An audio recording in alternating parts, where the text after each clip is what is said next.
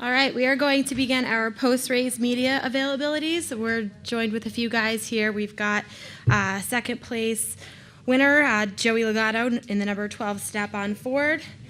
There's no such thing as a second place. Runner-up.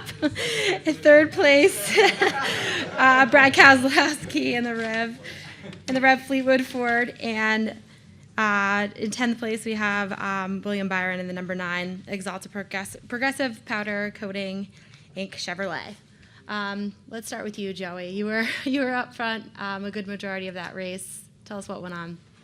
Yeah, we were a third-place car in the long run, maybe the first-place car for the first 2 laps of every run.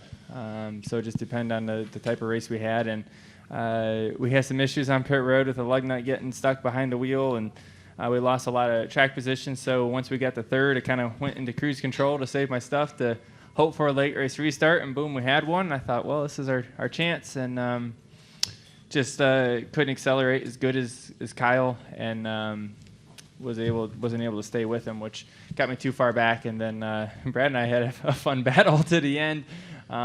Just needed another restart because by the time I got by Brad, 18 was 10 car lengths or so in front of me. So just a little bit too late. Needed one more restart.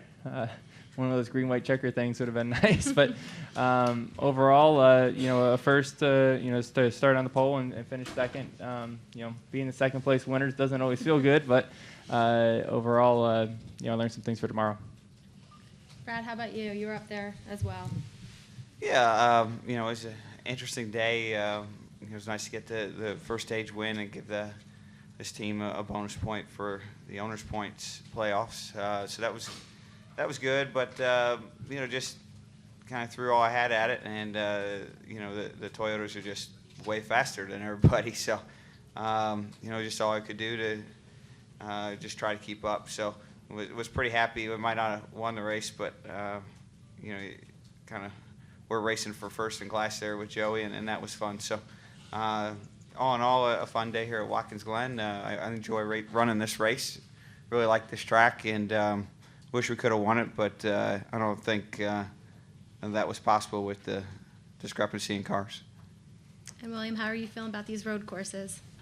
Feels pretty good. I think just to get the first one out of the way and kind of learn as I kept going and be able to see what other guys are doing and stuff like that. So I feel like it kind of sets us up well for the rest of this summer stretch with the road courses, and hopefully we can keep improving on it and kind of start where I ended today. Awesome. We'll open it up for questions. Bob? We love you, Bob. Thanks. Bob Hockersey, ESPN for Joey and Brad. With the cuts in the number of races, do you still envision y'all doing this race just because it's a road course next year? I hope so. Yeah. I think all that's up in the air after all that news came down on us last week. So I don't really know what's going to happen and what races we'll pick. We'll have to be, I guess, a little bit more picky about the races we choose to run because we don't have that many we can run. Yeah, I don't know. I might just go run some local tracks next year where people want me to run. Nice.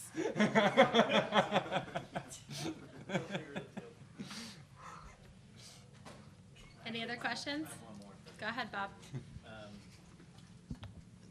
This race didn't go into overtime, but I was curious on everyone up on stage what your feelings are about the mid-season change. The Drivers' Council had a bit of input on the original rule. I don't know if you had any input on the change. My answer can't be as good as Brad, so I'm going to let him go. I didn't have any input, but I don't feel bad about it. I think it's a decent rule. There's nothing that's going to make everyone happy. And we'll go through the balancing act of, having this set of rules, and we'll have inevitably a race where we have, 8 green-white checkered somewhere in the future. Maybe that'll be a year from now, or maybe it'll be 5 years from now, and then the team owners will get upset, and then we'll go backwards a little bit. It's just, the tug and pull and ebbs and flows of automobile racing. So that's where the ebbs and flows are now, and it's not really worth a lot of energy to fight it. I don't think there's a perfect solution.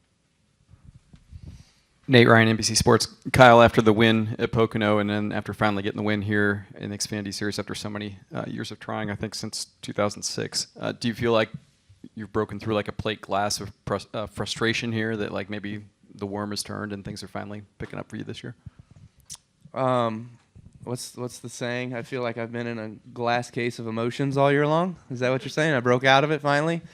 I don't know. It's just, like I said earlier, just not having won here forever in the Xfinity Series, and then not having won forever, it seems, in the last year. Finally, 2 weeks in a row, it's kind of turned around a little bit. So just feels good in that respect. And, hopefully we're just peaking at the right time, and we're able to, ride this wave of momentum a little bit and keep it going through the rest of the year. I mean, it's a long ways to go the rest of the year. It's 14 weeks, obviously, I think. But, still, it doesn't hurt to have opportunities to win races at any point in the season, especially second half. We'll go over here to the left. Sorry. And then Bob. The Penske cars kind of had a stranglehold on this race the last few years. Just added satisfaction to beat them both just on raw speed, no racecraft, no pit strategy. Yeah, I mean they were pretty quick. We were quicker when we were up front. We were able to drive away from them a little bit there, and then I messed up and got back in traffic, and never really had an opportunity to race them for more than about 2 laps, I guess, before they pitted when we were close enough to be able to see if I could pass them back. But certainly they have been the class of the field here for the last few years, and we've known that, and we've been watching that, and we've been trying to chase them down. And like I said, we've had some fast race cars here the last few years, just right there with them, maybe not faster than them, but it all comes down to just being able to wheel it at the end and get the job done. But feels good that Eric Phillips and these guys prepared a fast car for me this time around, and we got to score the win. Yeah, I have 2 more. One for Kyle. What did you think when the caution came out, and did you give Mears a wave when you drove by him on the track? I don't know why we have drivers' meetings, because they tell you in the drivers' meeting where there's other opportunities to pull off the racetrack if you have a problem. And nobody ever pays attention to where those holes are in the racetrack. I mean, it's mind-boggling why we even bother. So, yes, I gave him a little wave. And Steve, I asked somebody who's the favorite for next week, and they said who's ever driving the 18. And I don't know if you guys have announced, but can you tell us who's driving the 18 car next week? And then also, can you talk about how Ryan Preece got the Kentucky? Was that something that you guys felt like you just awarded him with for the win? Yeah, Regan Smith's going to drive the car next week. And then talking to Ryan Preece and his group of people up in the Northeast, they great group of people, businessmen, wanted to really help him, and so they came back, and we had Kentucky still available. We were working on it, so we were able to put together a deal with him again and let him run the car in Kentucky again.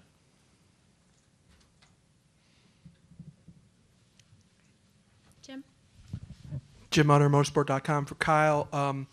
You picked up your win at Indianapolis. Is there anything that took place in practice today that makes you Pocono? think... I'm sorry, Pocono. That makes you think you wouldn't have an opportunity to possibly do 2 in a row this weekend? You're talking tomorrow? Yeah. I don't think there's any reason why we can't or why we shouldn't have a shot to be able to win here tomorrow. We had a really fast race car in opening practice, and felt like we had a fast race car in second practice too, but a couple of guys kind of closed the gap on us, so they brought themselves closer to us. Overall, though, the M&M's Caramel Camry was good, so the time we had, I mean, we lost 30 minutes in the first practice because of all the cautions. Then we lost 30 minutes in the second practice because of having to sit out for a penalty. So we only had about 40 total minutes of practice here this weekend, so it was really short for us. But good thing my guys unloaded with a fast race car, because we didn't have to make a whole lot of changes to it. Felt pretty good with what we had. Any other questions? No? You All waited right, too long. guys. Thank you. Congratulations.